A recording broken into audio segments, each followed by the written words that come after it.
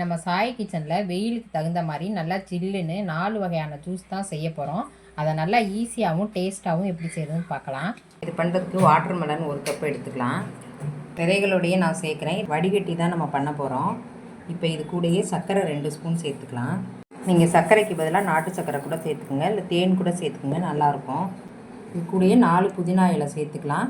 புதினா ஸ்மெல் பிடிக்காதுன்னா அதை ஸ்கிப் பண்ணிக்கோங்க. 1 ஸ்பூன் அளவுக்கு லெமன் ஜூஸ் சேர்த்துக்கலாம். ஒரு மிக்ஸி ஜாரில் போட்டு அரைச்சி ஜூஸாக எடுத்துக்கலாம். இதை நல்லா வடிகட்டி எடுத்துக்கலாம். ஸ்பூனை வச்சு நல்லா இப்படி தேய்ச்சி விட்ருங்க.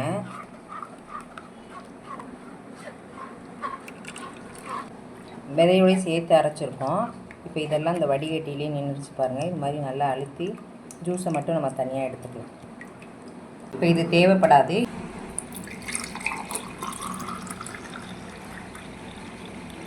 இது கூடயே ஐஸ் க்யூப் 2 போட்டு நல்லா சில்லுன்னு குடிக்கலாம். வெயிலுக்கு ரொம்ப சூப்பராக இருக்கும்.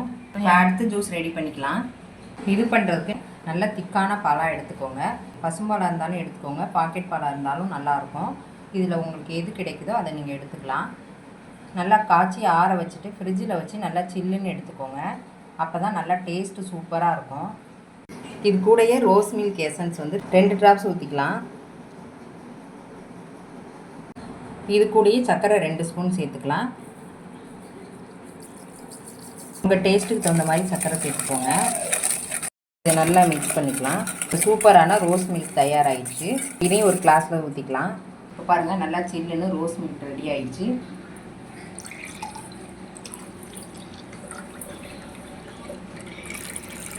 இப்போ 2 ஜூஸ் ரெடி ஆகிடுச்சு. இப்போ அடுத்த ஜூஸ் என்னன்னு பார்க்கலாம்.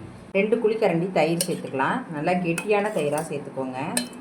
4-5 க்யூப் ஐஸ் சேர்த்துக்கலாம். இதுக்கு தேவையான சர்க்கரை சேர்த்துக்கலாம். இதுக்கு நான் ஒரு 4 ஸ்பூன் சர்க்கரை சேர்க்குறேன். இப்போ இதையும் நல்லா அரைச்சி எடுத்துக்கலாம்.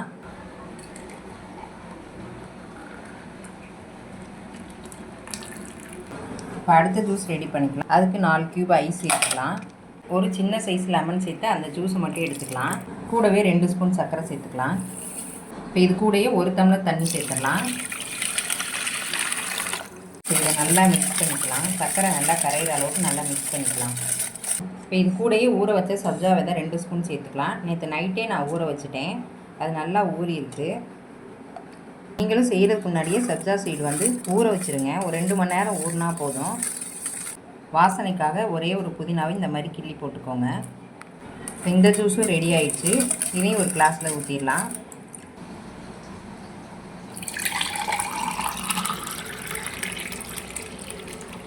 வெயிலுக்கு தகுந்த மாதிரி உடம்புக்கு குளிர்ச்சியான 4 ஜூஸ் வீட்டிலையே ரெடி பண்ணிட்டோம். Water melon juice, rose milk,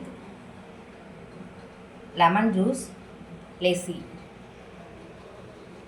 இதை வீட்டிலையே நல்லா ஹெல்த்தியாக செஞ்சு குடிக்கலாம். இதை நீங்களும் ட்ரை பண்ணி பாருங்கள். இந்த ரெசிபி உங்களுக்கு பிடிச்சிருந்தா லைக் பண்ணுங்கள், ஷேர் பண்ணுங்கள், கமெண்ட் பண்ணுங்கள்.